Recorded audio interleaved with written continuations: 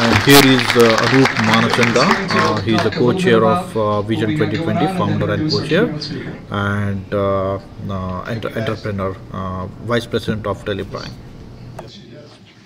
Thank you all for coming. Part of the series of conferences we're putting together, the whole idea is we're in 2009, and whatever states where we are, whether we're in transition or building a business, the question is, are we going to be around in 2020?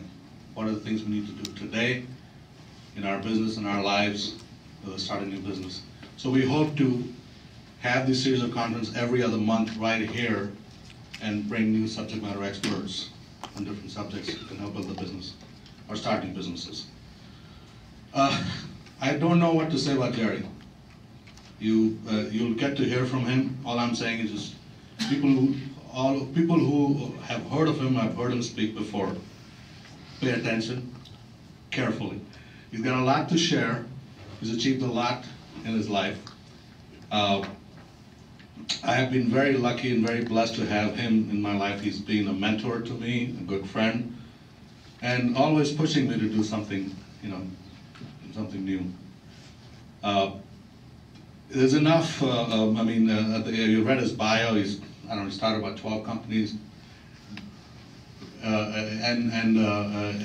Fortune has named him, Fortune named him the Serial Entrepreneur of the Year, 2000.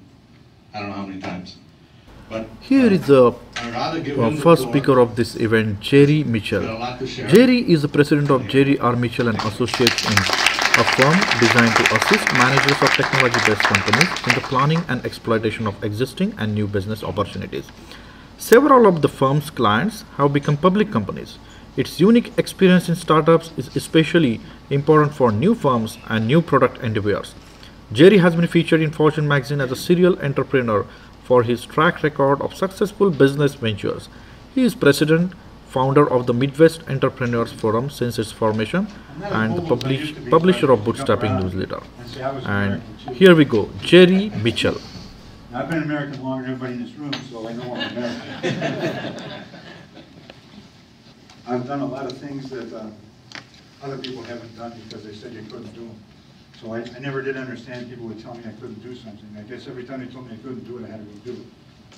My background, and I'm going to go through that a little bit. I think this is working now. First you're asking yourself, why should you listen to me? I think that's a fair question. Everybody in the world says, why should I listen to Jerry? Why should I listen to the speaker? Why should I listen to that speaker? I have a lot of information to share. I'm kind of one of those dumb guys that had a website and a blog, and it's all information for people starting businesses. I give it away. A lot of professors use some of my stuff in courses they teach for MBAs. They say, can I use it? Yeah, go ahead and use it. Why? Because I think that's why I was on this earth, is to share the information I've gained in my lifetime. And I think too many people don't do that. They all want to keep a secret, and they wonder why they have no network. I have a big network, and that's why people ask me all the time to come and talk. I've sold more in a shorter period of time than any salesperson I know. I started in the computer industry for General Electric. There were 14,000 salesmen all over the world. I was number one for 8 years. They told me you couldn't do that, and I said, why not? I did that for a lot of different companies, and that's the reason why my partner always took me as a partner. I've raised a lot of venture capital money. They've given me money, and the reason they gave me money is because I made them money. In some of my companies, they put $1 in, and 6 years later, they took out $55. So when I want my next company to raise money, they say, here, give us some money, Jimmy. I have a consulting business, too, that I started 20 years ago. That was to help people take their product to marketplace, and I could take it globally. Like I said, I was in 60 countries opening up offices. Again, I plan to go to a country and open up an office. And quite honestly, I never put an American in charge of a foreign country. I thought they were terrible international business people, the Americans I know. So what I would do is I'd hire a foreigner in a foreign country. And how I did, people would always ask me, how did you do that? Well, what happened to me is I would go in and win an order, like in Germany from Daimler-Benz, and I'd talk to the CEO who I sold, and I said, who was the second best salesman? Why do you want to know? I'd like to hire him to be your guy to take care of. That's the perfect guy for us, Jerry. And I said, why don't you have a dinner arrangement for us? And they would pick the person to run the country for them. And I thought that was really interesting. A lot of other people have increased their business because they acquired things. I did a lot of M&A work, too. I did a lot of M&A work between different countries. Some of the stuff I did, people would get mad at me. I sponsored Japan when they were buying a lot of American stuff. You know, when they bought the Empire State Building, everyone said, hey, you're crazy, you love to jet. No, I'm a businessman. I look for opportunities, and that's what you have to do today. I've been in several companies. I was a management team. I was never just Jerry. It was a management team that built a solid company, raised venture capital, and went public. I was down in Chicago, don't leave anywhere, so I didn't have to walk there. You won't find me at seminars selling books. You know, I'm not Tim Robbins. I'm not running around selling books. I don't make my money selling books. I make my money doing business. And I have a couple of businesses I'm running today. I prefer to teach other owners how to start their businesses. Well, I have a passion for education. And education means to me helping other people learn to do things. My background, I've been in high tech since 1961. Half the people in this room weren't even born when I started all this stuff. I started out as a salesman. I worked my way up to president and CEO of companies. I've been a partner with 12 companies, always going overseas first. 50% of my business was always from international, 8 of which went public or sold to larger companies. I don't know many people that have done as much as I have. When I guest lecture at some universities, like the University of Harvard, they'll say, how do you know when it's time to start another company? I said, my car doesn't want to go in the parking lot. I'm bored with the people. Because running a public company isn't fun. So everyone thinks they want to do that. They're kind of crazy. I've been president of my own association since 1985. In 1997, they came and asked me to do some things. That was an accident. What happened is my mother died, my brother died, my nephew died, my daughter lived with me had cancer also. So I could have been sorry for myself. And one of my lawyer friends said, why don't we do a seminar?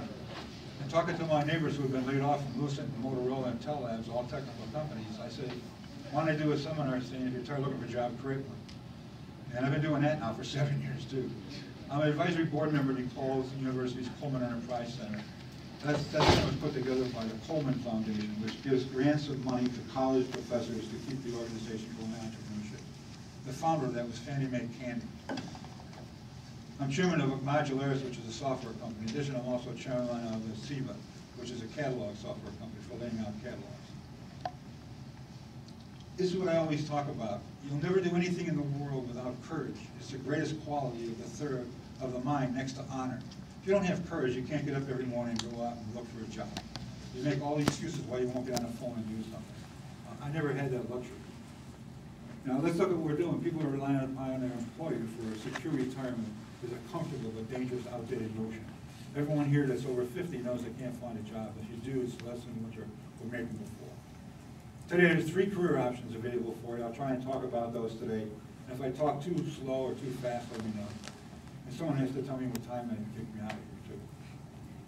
The first option is to stay in your current position, provided you still have one. Obviously, most people in this room have. How many people here are in transition right now? How many people have their own business right now? Okay, it's an even mix almost. The second option is search for a new position, which a lot of people are doing. The third option, which I tell everybody, is start your own business. You know, looking around the room, people have their own businesses. Are they smarter than you? No, they have more courage and determination to start their business. They learned a long time ago that corporate America wasn't for them. Let's talk about losing your job and making a career move, okay? You're lost now.